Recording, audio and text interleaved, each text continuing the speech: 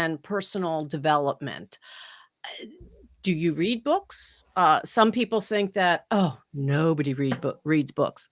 Hi, I'm Christine Rothdeutsch. And I'm Barbara Menino. And today on Soapbox Wisdom, we're talking books. And that can be in different formats. I like the hardcover, paper book, although I'm getting into audiobooks. How about you, Barbara? What's your favorite way to read a book? And okay, so I'm sorry. I'm assuming you like to read books because you're a writer.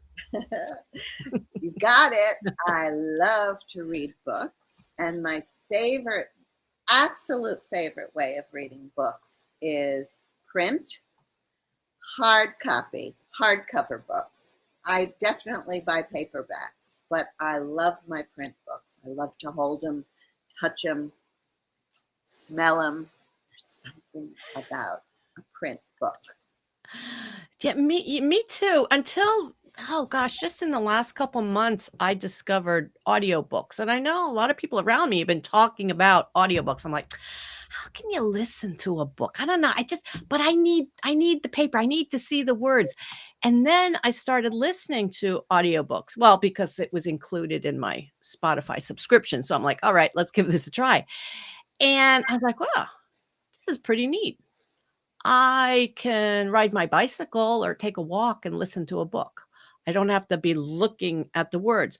But where I really found the big benefit for myself was in listening to a book that I've already read. So I read the paper one time and then I'm coming back to listen and I'm like, wow, rereading, whether it's reading or listening, I'm finding a huge benefit for myself. Have you ever tried audio? So that's a good tip. And I really haven't tried audio. My very good friend Jeannie loves audiobooks, and her job requires her to drive around in her car from appointment to appointment.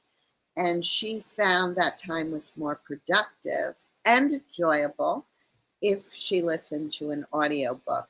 So many people, yourself, Jeannie, love them.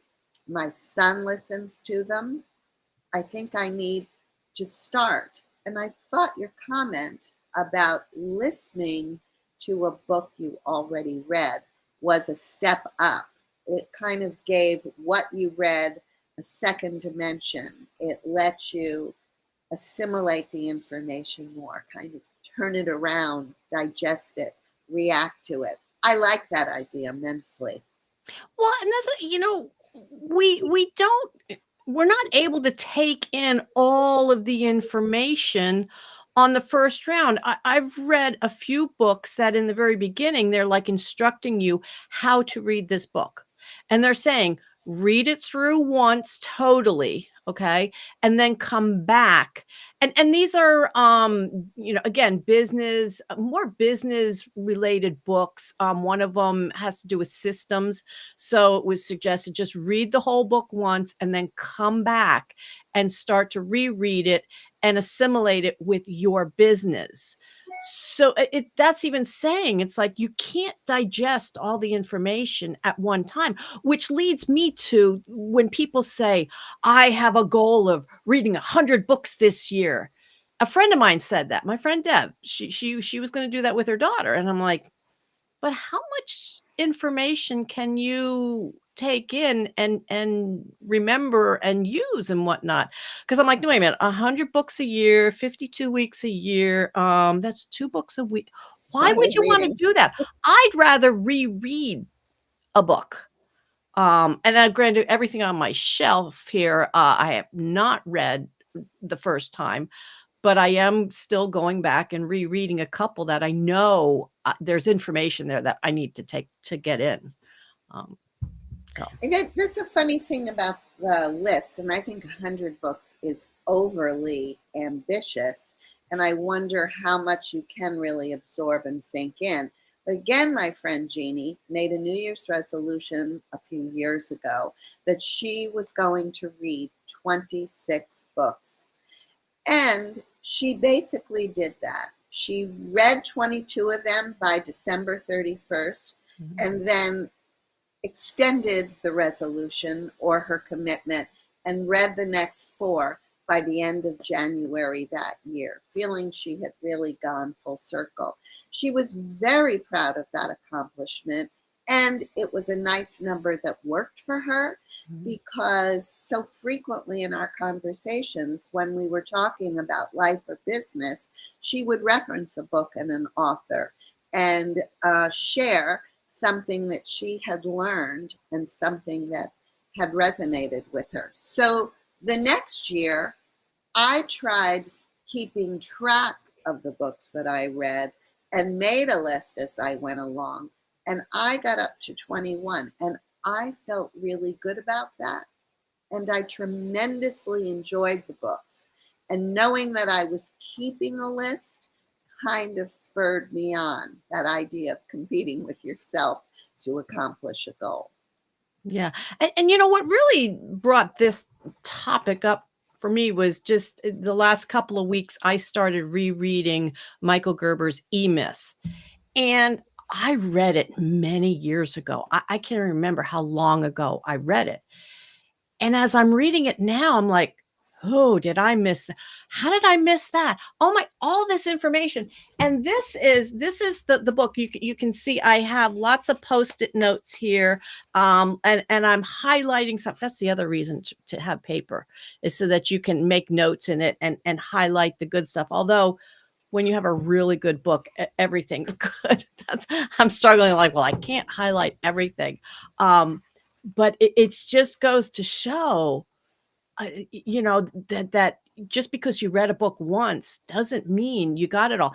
And this is another piece to when you're a business owner, how do you learn strategies, tactics, what you need to do other than Googling or a business coach or, marketing coach, sales, whatever. This is just another tool, because there are a lot of good things out there. I love the books that actually give you a step by step process to work through. Give me a process, I'm good. I just have to stick with that process till the very end. But I have several books here that are like that, and I love them because it's not just reading something and then like, all right, now what do I do with it? No, it's kind of like going to a class. All right, class, now do your homework, and at the end, you have the end result. So that's one of my favorite types of books. I like business books that provide a lot of knowledge, but also have inspirational components to them. Mhm. I love to read books, for example, on story and writing, and find that some notable author, some notable business guru has an idea that I've come up with on my own, and it makes me feel brilliant, excited, inspired, um, part of a larger community. That is the wonderful thing about reading a book, by the way, as opposed to just relying on Google, which I think we do these days because everybody's always so pressed for time. But when you read a book, you really get to luxuriate business, nonfiction, or even fiction. You get to luxuriate and be one with the book and kind of be one with the author and agree with the author or disagree. Reacting to something that an author has said, disagreeing is as important as totally agreeing, because that's how you learn. It's a new idea. It broadens your perspective. And if you saw me looking down when you showed those highlights in your book, I was looking for my highlighter, because a highlighter is one of the important things you should have in hand when you are reading a print book, along with a notebook or a journal, so you can really note down, again, things that really touch you, resonate, teach you something. And I often put the page number so that I'm sure in your idea of rereading to go back, even if it's a particular chapter, or a particular page or a particular segment in a chapter. Mhm. So all these are the tools, and that goes for pleasurable books as much as it does for business books, I think. Yes, and when I first thought about talking about books, I did do a little research on my own, and I was curious about the benefits of reading books, and doing things like that. The cognitive benefit. Yes, I think I said that right, cognitive. It's huge, and it goes whether you read a book in print or listen to an audio book. Science has found that they're very similar in, improving, what you're learning, your cognitive ability. I found that very interesting that, both reading and listening. So if I read a book and then I listen to it, wow, I'm really helping myself. Double, It's like, double and I'm whammy. thinking that now at this part, I'm just hypothesizing here of the correlation of, like you said about having a notebook and writing notes down. I find that more beneficial than to sit and type on my keyboard, and take notes that way, and I think that writing has been found to help you retain more information than typing on a keyboard. It Um has, and I know it personally makes a difference with me as well. I if I read something along the lines of cognitive expansion and what reading books do, and this particular author says a book really requires people to concentrate, and this creates higher levels of brain activity and makes your brain more expansive to knowledge, which is a pretty neat thing, especially if you're a proponent, as I know both of us are, and many people today are, of lifelong learning. So imagine all those books and a good long life, what it'll do for your head or your brain. Yeah, yeah. Now, okay, okay, so I'm thinking our listeners might be saying, "But I don't have the time to read books." Well, or listen to a book. My suggestion, do it in the morning. Do it first thing in the morning. Well, not first thing in the morning, but as part of your morning routine. I've even found where if it's a book that has a lot of information to take in, I might only read a couple pages because that's all I can consume at that time, because I don't wanna just read it for the sake of, "Okay, I read it." I wanna be able to digest what that was, so I might not get through a whole chapter. It might only be a couple of pages.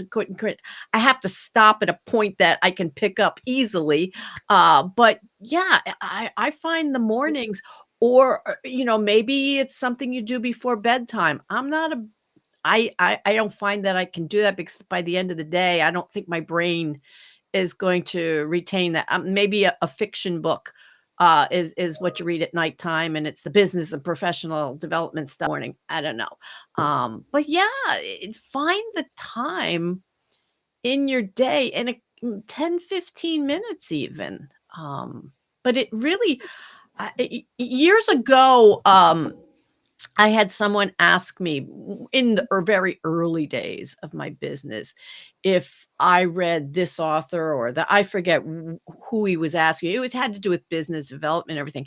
And that was before I really had started to read books. And it was this person's opinion that, like, well, if you're not reading these books, like, who are you? And it I felt a little odd in that conversation. I think it was a little unfair at the time because I did have knowledge, maybe not from a book, but I'm certainly glad though that I am taking the time to read books now in these last, I don't know, 4 or 5 years. I've really started to, increase it, and I really do see a benefit. And I wish I had started to really pick them up sooner. But yes, I So am I taking the agree time with, now. I'm sorry. That's I didn't okay. mean to interrupt you. I agree with you that morning is such a wonderful time to read. First of all, I love to wake up before anybody else in the house is awake, Mhm. and the quiet is just it's such a wonderful cocoon, and it does, to your point, Christine, enable you to take in the information. And I agree, less can be more. Whatever it takes to kind of get your wheels churning. I think in addition to what you pull from the book, there's a certain energy that's created and makes you be more energetic when you sit down to actually do your work. It just gets the juices flowing. And another cool thing to do, and I participated in this once, was having a actual business book group where one person is the facilitator, suggests a book that they will read for the next session. Everyone reads it, and then there's a discussion. And it's amazing, say you have 5 to 7, maybe even 10 people in the group, how each of you reading the same thing can still broaden perspectives because you bring your own knowledge base, your own expertise, the work that you do to what you read. And so it can broaden and expand the interpretation, which is quite lovely. Yes, I've been in a book group in the past myself, and I found a benefit to hear other people's perspectives, on a certain chapter of, wow, that hit home for them. Oh, I didn't think of it that way. Um, so yeah, being in a book group and discussing, that's another level of this whole thing of benefiting from books.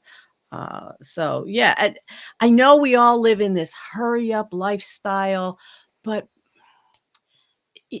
I am grateful to have been introduced to both business and personal development books that got me to thinking differently and finding pieces that have been missing for me over the years. And it's just, yeah, I highly recommend reading books. There. One other thing about when you read, say, for example, as we both said, the morning, and really intentionally making time to read, but also in fumfering around to find what other people were thinking about reading books. I came across a very interesting article about children and reading and how sometimes children develop a disdain for reading because they're so drilled on phonics or the actual mechanics of reading. And the article said, which I thought is a lovely point and applies to adults too, that reading is about a disposition to read. It's about being able to sit in a big, comfortable armchair in the sunlight and read and enjoy a book. And honestly, for parents and aunts and uncles out there, encouraging kids to read, role modeling reading, will make them grow up to entrepreneurs who will pick up those business books and gain knowledge that will help them in life and for the self-improvement books in business. Yeah. Oh, I'm glad you said that, Barbara, because well, that brings back memories when my son was in 5th grade. The school district said every 5th grader had to read 100 books.